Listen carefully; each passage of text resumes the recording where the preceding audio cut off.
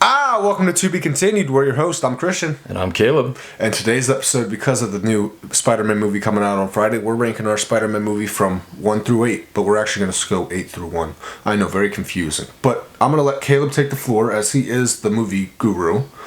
So what do you have at number 8, Caleb?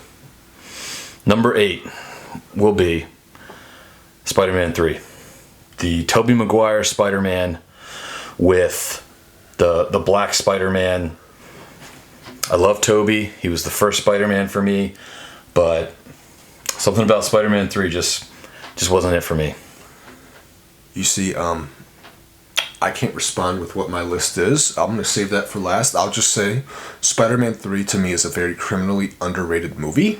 I love that movie, but I see why you could have it number 8. It not blasphemous, but continue. So number 7. Number 7 is Into the Spider-Verse. Don't love the movie. Partially it's because of the whole multiverse thing. I'm not a fan of the multiverse in general, so that is kind of a bias on my part. It's also an animated movie, and I'm not 12, but it is a comic, so it is unique and it is kind of cool. But to me, it's number 7. You see, we totally disagree on that movie. I absolutely love that movie. I cannot spoil where it's at on my list, but I will say, when I first heard it was going to be animated, I did push it down some points when I first heard of it. Then I actually watched it, absolutely loved it. But, alright, movie guru, what's number 6? Number 6 is The Amazing Spider-Man. The first one.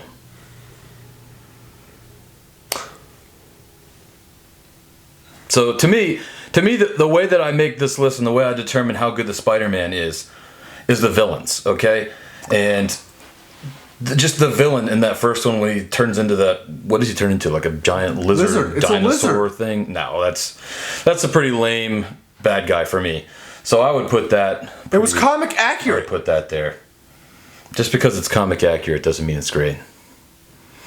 So that would be number 6. That's 6. So it's 5. Number 5 would be The Amazing Spider-Man 2. I really like the bad guy. I like Jamie Foxx as the villain there. I thought he was a pretty cool villain. Which is why it's awesome he's coming back. I loved it that he's coming back. That's probably what I'm looking forward to the most about the new Star Wars. Star Wars, wow! I'm just kidding. Did you guys know Peter Parker's in Star Wars? I'm not looking forward to any new Star Wars movies. Versus Anakin Skywalker. That's what I'm looking forward to the most about Spider-Man is just all these bad guys that they're bringing back. Okay, but we'll get into that later. So that would be what were we at, 5? We're at 5, so number 4. So number 4 for me would be Spider-Man Far From Home. I thought it was a really good movie, but I just think there's just so much going on in it that, to be honest, I've only watched it once. I watched it in theaters, and I haven't rewatched it since, and I need to. I wanted to before we made this video, but just from what I remember of it, there's just so much going on, and Jake Gyllenhaal's character is pretty weird, and it's just, to me, he belongs 4th. All right, number 3. So now we get into kind of the upper echelon, and really, to me, these top 3 are just interchangeable.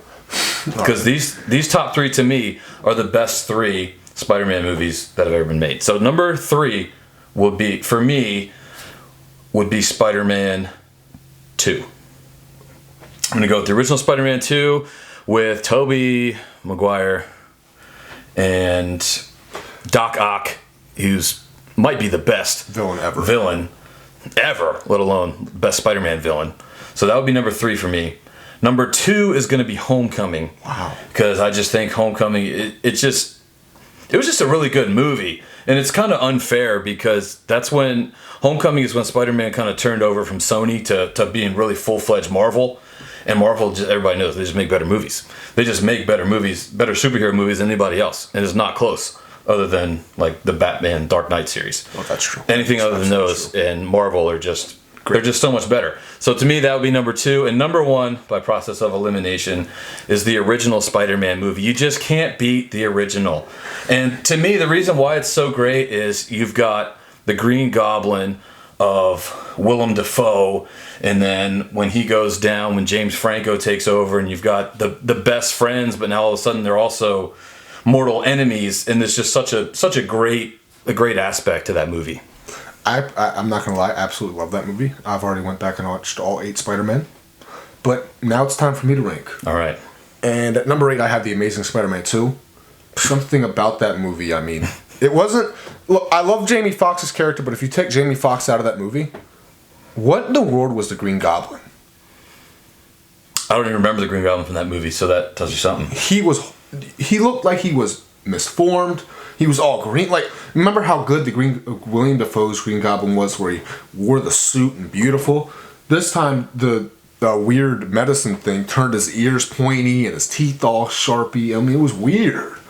But that's definitely number 8. Number 7, and let me just say, that's the only Spider-Man movie I did not like. And 7 through, I'm going to say about 4 is interchangeable here. But number 7, I'm putting Homecoming. And I know that's a big difference from yours. Homecoming, it's just like you said with The Amazing Spider-Man 1, it's more about the villain. I mean, Michael Keaton, great actor, but the Vulture? Yeah, that's what kept Spider-Man Homecoming from being number 1 on my list. I think it was our introduction to the Tom Holland Spider-Man. Well, of course, we had the introduction in Captain America Civil War, which basically the only good thing out of that whole movie was that we met Tom Holland Spider-Man. But it was just like our first real full movie of Tom Holland, and so to me, I gave him some points for that. But honestly, of the villains, yeah, he's not great. It was not my favorite. It was sad. Number 6, I have Spider-Man 3. I mean, the only reason I have it above Homecoming and Spider-Man 2, that's still my childhood. I mean, I think that was the first Spider-Man film I ever saw. And for years, I'd say I had that number 1. It was just something about the black Spider-Man suit. It just always looked so cool. Not to mention, that was the Halloween costume I remember wearing the most. It got me the most candy that year, so I was happy with it. But number 5, I'm going to put Far From Home. Far From Home was a lot of fun. It was just a lot of moving pieces. And the one thing I didn't like about it, and I understand it's in the title, Far From Home, but we've still yet to have that one Spider-Man movie where he's just strictly in New York. Because remember, in Homecoming, he was in D.C., then he came back to New York. Far From Home, he was in New York for what, 10 minutes? Well, 15 minutes if you include the post-credits scene, but he wasn't in New York a lot. And when you think of Spider-Man, what's his nickname? The Friendly Neighborhood Spider-Man, right? Well, how's he supposed to be the friendly neighborhood Spider-Man if he's never in a neighborhood? That's true. And that's my only knock on Tom Holland. Not to mention, even though this isn't their fault, they've never had Uncle Ben. But we should be getting some of that in the new Spider-Man, hopefully. Number 4, now, let me say, this one is definitely, could be top 3 in some people's list. It was number 1 for you, the original Spider-Man. I love that movie. I love everything about that movie. But I just think my top 3, you cannot debate with me. I love these movies without a doubt. Number 3, the original Amazing Spider-Man, the first one. I just love that movie from start to finish. And here's the weirdest thing. So forever I was like, Andrew Garfield's Peter Parker was a bad Peter Parker. Well, I go back and watch these movies, and you know what I end up finding out about it? Yes, was Peter Parker not the Peter Parker that's in the comics? Yes. But the one thing he did do more than Tom Holland's has and Tobey's has was the nerdy part of it. Like, when he did that subway scene where he webbed all around, that was actually genius, because spiders do the same thing. They wait for somebody to tick on it so then they can attack. And the way he did that was just beautiful and awesome. I love the creativity they used there. And it was just such a fun movie. I mean, and the way it ended with a sad thing, because it was sad that Gwen Stacy's dad died, but it was needed. And then we get into my top 2. Now these, you can argue, are interchangeable. Number 2, I have Spider-Man Into the Spider-Verse. I absolutely love that movie. It had a perfect story, good actors, not to mention now I can't wait for Miles Morales to get his own live action movie in the MCU. It introduced us to a Spider-Man we've never seen on the big screen before. A non-Peter Parker Spider-Man. And it absolutely delivered. I love the movie. And the villains, you had Fist, you had Green Goblin, Doc Ock, the woman version, from all the different universes. And I know you don't like the multiverse, but I absolutely love the multiverse idea. I think it gives us all these creativities and all these ideas. It's just so much fun. But by process of elimination, we can all tell what number 1 is. And I don't even think this is a debate. Now, number 1, I know it just said interchangeable. I lied. Spider-Man 2 is the greatest Spider-Man by far. Doc Ock, awesome. I love how they had the whole part, especially in the era we live with now, Mental health is a big issue, whether people like to admit it or not, but it's a huge issue. And Peter Parker was going through some mental health and depression because he was seeing how he can't date MJ. Why? Because he was Spider-Man. And he remembered big Uncle Ben's big speech, which great power comes great responsibility, and didn't want to see the close ones get hurt to him. Okay, I screwed that statement up, but we'll keep going. But Spider-Man 2, just everything clicked, and we all felt that power when he got his powers back, and was like, yes, go. And I think that's what added to Tobey Maguire to me being the best Spider-Man. Because, yes, Andrew Garfield had the whole Gwen Stacy died, but we never got, because there was never an Amazing Spider-Man 3, we never got to see him respond from that.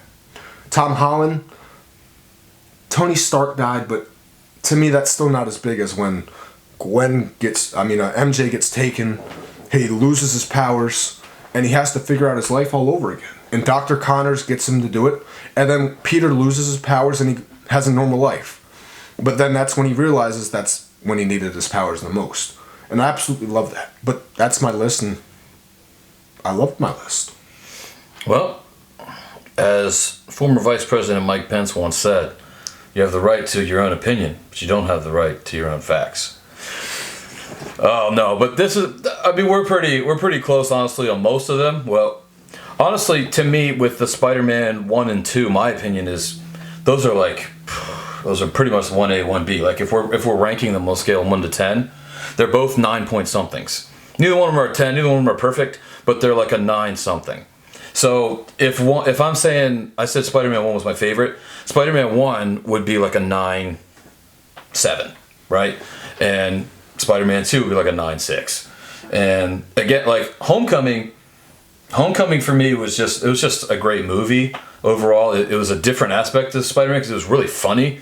Like we're laughing out loud watching Spider-Man, and Tobey's Spider-Man didn't really do that, and neither did Andrew Garfield's, not in the same way. So to me, it was just something so different that it really stood out, and it was a good movie. It was fun to watch, and if I'm going to talk about one I would watch over and over again, it might be that one because it is funny, and the other ones are, I mean, they're good, they're great movies, but Spider-Man, the Homecoming probably has the most rewatchability to me. I can see that. But I guess we're gonna finish here. But what we will say is this: next week, we promise we're gonna do a spoiler-free Spider-Man No Way Home review. I don't know when you're going to see it, but I'm going to see it Friday, and I can't wait. But until next time, please subscribe, please like. Thank you for watching, and have a wonderful day. To be continued.